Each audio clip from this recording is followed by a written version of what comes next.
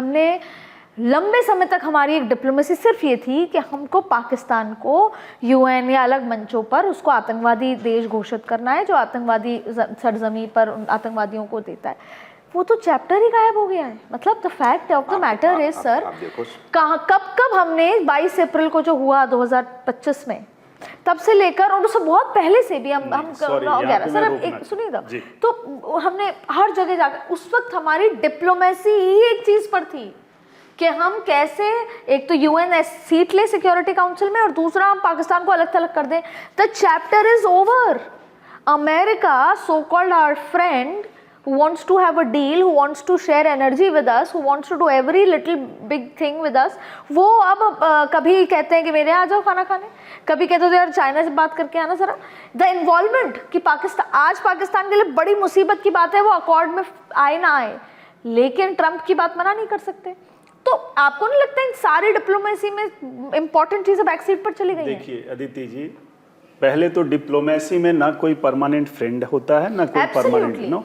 What is permanent is your interest. Pakistan is your permanent enemy, sir. Now, नहीं, सुन लीजिए, permanent interest होता है सिर्फ। पाकिस्तान की आपने बात की, मैं उसको थोड़ा रफ शायद लगे, मैं ये कह रहा हूं कि अभी पाकिस्तान के चंगू मंगू कटोरा लेके चीन गए हुए हैं दोनों, पहले प्रधानमंत्री गए, उसके बाद उसके जो टाइम में मतलब हमें याद भी नहीं। आपने टेररिज्म की बात की, एक ये रियलिटी है, भारत इसका सबसे बड़ा भुक्तभोगी रहा है, लेकिन अमेरिका भी रहा है। पिछली बार इसी क्वाड की मीटिंग में जो सबसे पहला जो अभी विदेश मंत्री रूबियो की जो पहली मेजर इंटरनेशनल मीटिंग थी वो क्वाड की थी। 25 जुलाई को उन्होंने अटेंड किया था और उसमें हमारे विदेश मंत्री सारे लोग थे। वो इमोशनल टच उनका है और उसको उन्होंने इस में उसकी चर्चा भी की है। इस बार पिछले बार भी टेररिज्म एक मेजर उठा था और उसको कंडेम किया गया था क्वाड की मीटिंग में।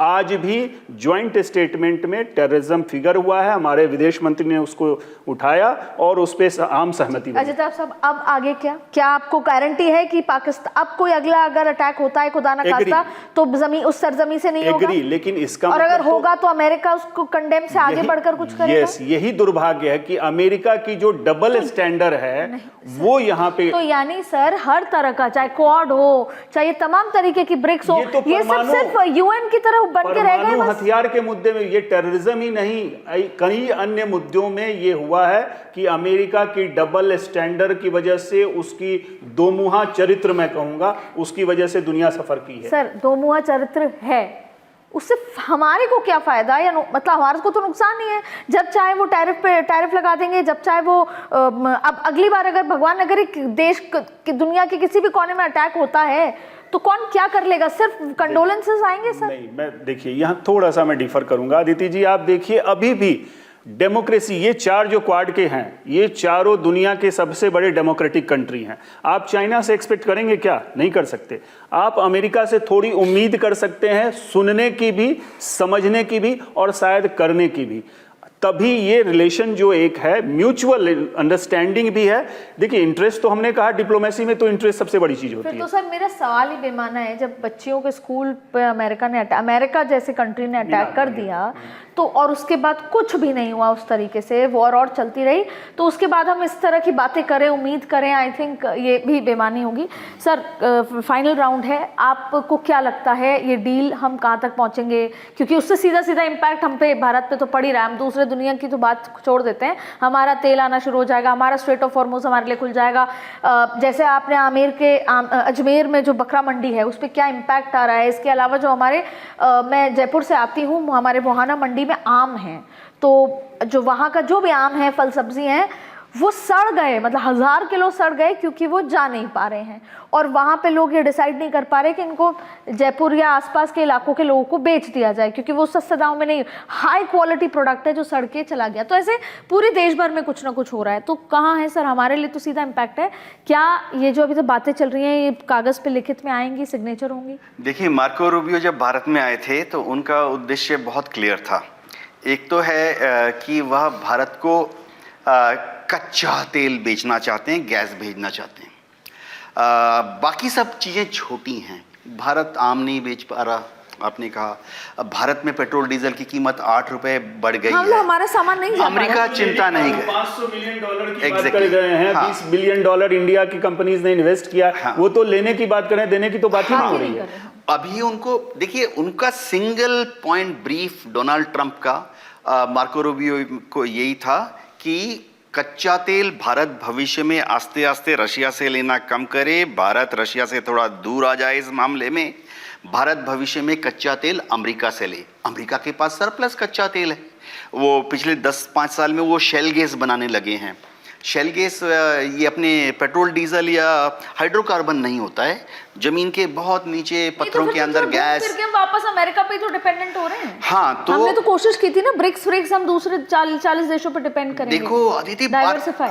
हमने जयशंकर जी बार बार जहां भी मौका मिलता है हमेशा बोलते हैं, वो एक उनका पेट डायलॉग है, उसमें सत्यता 40% है और 60% अन्यथा है, कि ब्रिक्स जो है वो अमेरिका विरोधी संगठन नहीं है, क्योंकि भारत उस मुहाने पे है अभी कि हम अमेरिका को नाराज नहीं करना चाहते। ये भारत अभी पूरी दुनिया में यही पूरे है। दुनिया आप में सच्चाई से मुंह नहीं मोड़ सकते आज के डेट में। आप बताइए, आपने जो अभी क्वाड की बात की, क्या ऑस्ट्रेलिया, क्या जापान, क्या इंडिया, तीनों की मैं बात कर रहा हूं, क्या चीन से डिपेंडेंट, चीन पे डिपेंडेंट नहीं है? क्या चीन के अगेंस्ट में ये एक्शन ले सकते हैं? तो व्यापार पे इतनी ज्यादा डिपेंडेंसी हो गई है चीन पे, अमेरिका की भी, भाई ये चारों क्वाड की अगर बात करूं तो वो तो बच ही नहीं सकते। तो चीन ने उनको इस तरह से जकड़ के रखा हुआ है और अमेरिका को तो और ज्यादा जकड़ लिया है।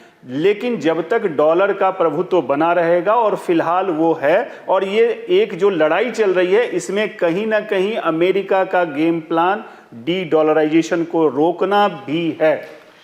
तो जो कि वो सक्सेसफुल होते नजर आ रहे हैं सर। बिल्कुल। और जो एक और बात सर, इसका जवाब फिर आप ही देंगे, जो हम ये जो विश्व गुरु भारत हैं उसमें डिले लग रहा है आपको? क्योंकि पहला ये मतलब डिले इसलिए क्योंकि पहला तो ये कि एक तरफ तो हमें फ्रीबीज के नाम पर इतना पैसा देना है, अभी नहीं और चुनाव आ रहे हैं उसमें भी देना ही है सर। अब तो फिर पेट्रोल महंगा हो गया, उसको वापस से बैक टू लाना पड़ेगा चुनाव से पहले। बढ़ने के बाद बैक होता है कभी क्या? तो मतलब कैसे माहौल, और विश्व गुरु कब बन रहे हैं फिर सर? दो चीज़ें आप देखिए, प्रधानमंत्री ने अपील की कि आप डीजल पेट्रोल की खपत कम कीजिए, गोल्ड मत खरीदिए। ये तो आपने आने वाली व्यवस्था पर रोक दिया, और जाने वाली को कौन भरपाई करेगा? जैसे आपने एग्जाम्पल दे दिया कि हमारे यहाँ के आम खराब हो रहे हैं, ये नुकसान नहीं होगा। देश का कितना बड़ा नुकसान है वो भी तो अभी बहुत सारी चीज़ें सामने आएंगी मीडिया के। अभी तो सर अभी तो केवल हम ले नहीं पा रहे उस रास्ते से, उसका प्रभाव दिख रहा है थोड़ा बहुत। हम करें डॉलर में उसका सप्लाई करते हैं, डॉलर को कैसे कंट्रोल करना है, वो डॉलर बाहर नहीं जाए, ठीक है आपने कर लिया। लेकिन जो हमारी सप्लाई चेन है, जो हम निर्यात करते हैं, वो भी तो सब रुका पड़ा है ना। उसका रिजल्ट जब उसका आना शुरू होगा ना देश में, अभी जयपुर का आम खराब हो गया, थोड़ा थोड़ा बहुत है, लेकिन जब बिल्कुल खराब हो जाएगा तब क्या हालत होगा?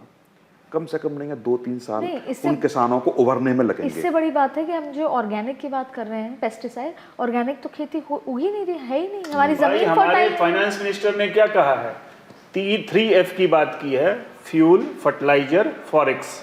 ये तीनों अभी सबसे ज्यादा क्रिटिकल हैं और सबसे ज्यादा अफेक्टेड भी हैं, और इसमें सच्चाई है।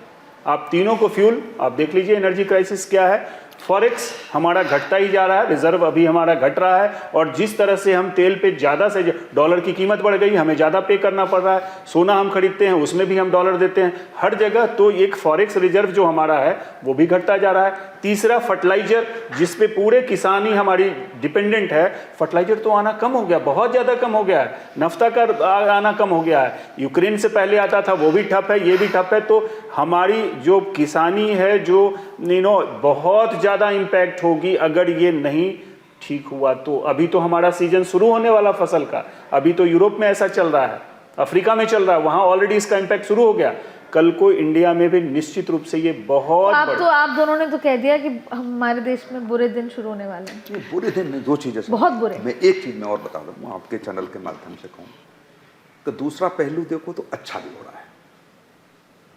अच्छा इसलिए हो रहा है कि सच्चाई आप देश का एक एक बच्चा समझ रहा है सारी चीजें। आत्मनिर्भरता ही Yes. एकमात्र सॉल्यूशन है। आपको अपने पैरों पे खड़ा होना रहेगा, दूसरे पे, अमेरिका के बिला पे कोई कुछ नहीं कर सकता आपका। इसलिए ये आत्मनिर्भर भारत की जो बात है, टाइम लगेगा, इसमें कोई टाइम लगेगा टाइम सर। लगेगा, बिल्कुल। आपको मुझे नहीं patience- पता मेरे आंखों के सामने हो पाएगा क्या सर, क्योंकि बहुत टाइम नहीं, लगेगा। बिल्कुल नहीं कह सकते, बिल्कुल नहीं बहुत कह time सकते, लगेगा। लेकिन फिर भी हम कह रहे हैं हम इस दुनिया से जाएंगे तब नहीं, तक इसका एक सलूशन है बहुत कुछ जो स्थिति। मैं आपको जरूर बताऊंगी, लेकिन आखिरी सवाल मैं लूंगी। ये पाकिस्तान में चर्चाएं हैं कि जो वो पंजाब वाला पाकिस्तान है, वहां पर अब नाम बदल दिए जा रहे हैं, कृष्णा नगर हो जाएगा इस्लामा नगर से, और ऐसे बहुत सारे नाम हैं। सर इसके पीछे की वजह क्या है सर?